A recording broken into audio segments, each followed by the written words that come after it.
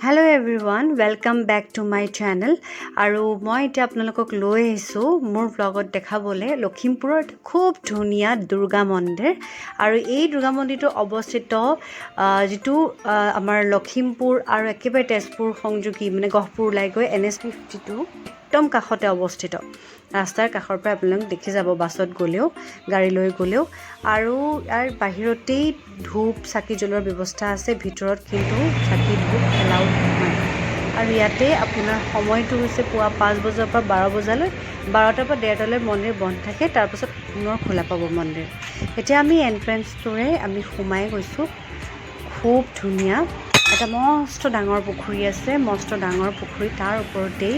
দলং বনাই দিছে একেবাৰে পাৰ্মানেন্ট দলং আৰু দলংখনো খুব ধুনীয়াকৈ বনাইছে এটাতকৈ ইটো মন্দিৰ ধুনীয়া সবৰে যেটো ডিজাইন হয় একদম ইউনিক হয় পুখুৰীটোৰ ওপৰতে এখন দলং আৰু মন্দিৰটো কেইবাটাও ষ্টেপ ওপৰত আছে বহুত ওখকে মন্দিৰটো বনোৱা হৈছে আৰু এতিয়া আমি গৈ আছো মন্দিৰৰ ফালে আৰু গোটেই মন্দিৰটোত চিচিটিভি আছে এটা লিখা আছে মই আপোনালোকক ভালদৰে দেখাই দিছোঁ যে আপোনালোকে আকৌ আহিব পাৰে ইয়ালে আৰু এইটা হৈছে ষ্টেপ ৰাগে বিৰাট ফুটি পাইছে ৰাগে একদম মন্দিৰবোৰ একচুৱেলি মন্দিৰ নিচিনা লগাই নাই ইমান ধুনীয়া গতিকে সব এনজয় কৰিছে সি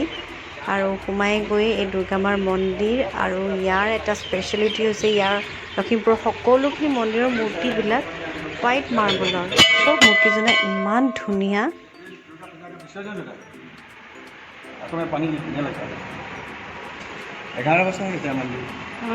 ইমান ধুনীয়া নহয়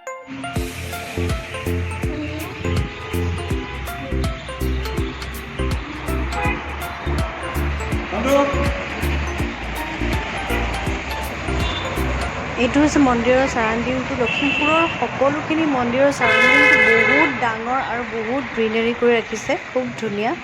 ইয়াতে দুৰ্গামাৰ সকলো ৰূপ ব্ৰহ্মচাৰিণী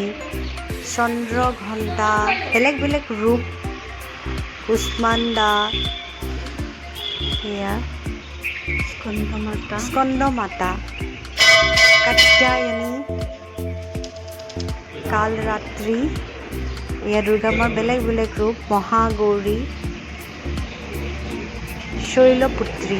এনেকৈ 7টা ৰূপ আজিলৈ আমাৰ মন্দিৰ দৰ্শন শেষ হ'ল আৰু মই যিমান পাৰোঁ দেখাবলৈ চেষ্টা কৰিলোঁ মন্দিৰ দেখাবলৈ আৰু ইয়াত দুৰ্গা মন্দিৰ হোৱা 11 বছৰ হৈছে এয়া নতুন হয় 11 বছৰীয়া কিন্তু ইমান ধুনীয়াকৈ ৰাখিছে মই এটা বস্তু খুব ভাল লাগিছে ইয়াত আহি মন্দিৰসমূহত ইমান পৰিষ্কাৰ পৰিচ্ছন্নতা আৰু বাহিৰতে চাকিৰ ব্যৱস্থা ইয়াতে একো ব্যৱস্থা নাই আৰু ইমান মানুহ অহা যোৱা কৰি যিটো সদায় চাফাকৈ ৰাখিছে তলখন চব ইমান চাফা সেইটো বৰ ভাল লগা কথা আৰু ধূপ ধূনাৰ ব্যৱস্থাটো আচলতে বাহিৰতে থাকিব লাগে বাকী চৌপাশটো গোটেই যিমানখিনি মন্দিৰ দৰ্শন কৰিলোঁ সকলোতে ইমান চাফাকৈ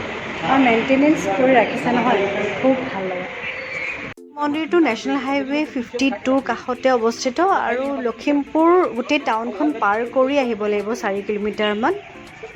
মন্দিৰ দৰ্শন কেনেকুৱা লাগিলে তোমাৰ মন্দিৰ দৰ্শন কৰি খুবেই ভাল লাগিলে বহুত ধুনীয়া মন্দিৰ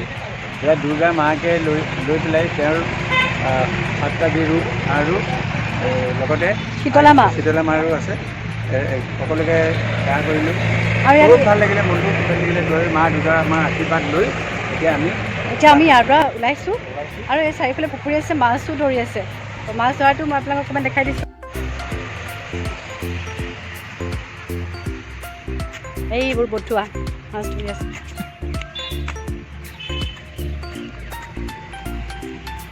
মাছ পাইছেনে এইফালেও মাছ ধৰি আছে এইফালেও মাছ ধৰি আছে জাল মাৰিছে একেবাৰে ৰাস্তাৰ কাষতে আছে আপোনালোকে গহপুৰৰ ফালে গ'লে দেখি যাব আৰু মই আকৌ তাত এনেকুৱা ধুনীয়া ব্লগ লৈ আকৌ মোৰ চেনেলত আহি আছোঁ তেনেহ'লে আপোনালোকে ভালে থাকিব আৰু মোৰ ভিডিঅ'টো ভাল লাগিছে যদি প্লিজ লাইক শ্বেয়াৰ আৰু ছাবস্ক্ৰাইব কৰি দিব